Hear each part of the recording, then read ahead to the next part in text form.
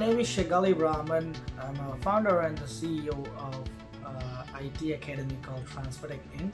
Today I'm here to talk about a few of the important interview tips that everybody needs. So let's get started. You know that interview means that someone's judging you and you are going to give out an exam that someone's judging you for. So don't get hesitant. Be ready for that. It's very important that when we step into an interview room, that you shows the maximum level of commitment. You need to look sharp, you need to do the eye contacting, and you need to do a firm handshake. You need to sit tight, but not like a robot, very normal. All of these things shows that you are confident, you are the right person for the position that you're interviewing for. The majority of the interviewer decides within the first 5 to 7 minutes whether they're going to hire you or not. So that first 5 minutes, it's the deal making time. I need to keep in mind that you need to give your best enthusiasm, best output within the first 5 minutes. And what is that?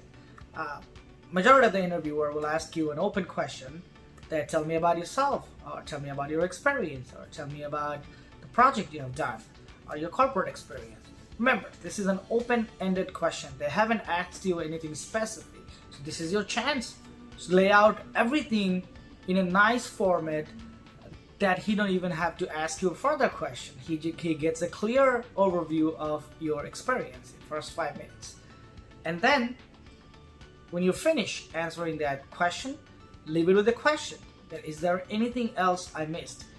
And then he would start asking you a specific question. And you should be confident, calm, and be able to answer that. Remember, interviewer will ask you behavioral question, right? Tell me about your strength, tell me about your weaknesses, tell me why should I hire you? And majority of the people makes mistakes. They say, I'm hard worker, I just do the job, I do things with perfections. But that's not what interviewer are looking for. They are not looking for a Superman, an Iron Man. They're looking for an average guy who's clever enough to figure out the thing. So don't jump onto those answers. Rather, take a step back and say, well, bring your experience. Give it an example of what you have done by doing your hard work with your last project. That's what is gonna impress them. They will take it as that, yes, you have done it before, rather than you just saying that you are a hard worker, right? That's the key. Also, sometimes they ask you about that, what's the weight of a Boeing 707? Like a weird question. But there's a reason for they're asking you a question. They want to see how your analytical brain works. So majority of the people will jump on the question like, how would I know? Or I don't know the answer. Or just a random answer like, 500 kg. None of these answers are right. He's not looking for a right answer. What he's looking for to see how you think.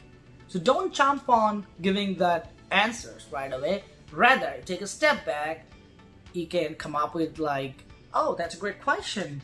Yes, never thought about it. But let me do the calculations. So my car is about, 400 kg, and the Boeing 707 is like 10 times or 20 times bigger than that. That 400 kg times 20. Some sort of analytical answers that you need to come up with, so that he can see that you are able to think. That's the key. Solving skill is another great quality, right? Always bring in the scenario that you faced in your last project. Bring up some of the example of a problem that you faced and how did you solve it. That's the killer. And then another important point is your diplomacy. Bring out those examples when you had to solve a problem by your communication skill, by your diplomatic attitude, right?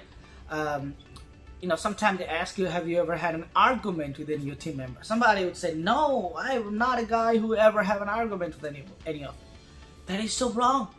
We work together, we have our own opinion. First of all, you should give an impression to them that you do have a very strong opinion, because you do have strong experiences.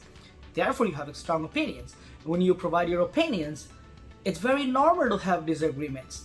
But then you know how to onboard the room with your idea, right? That's what you need to sell, your communication skill. They want to know the diplomacy that you have applied to bring people on board and agree to your opinion.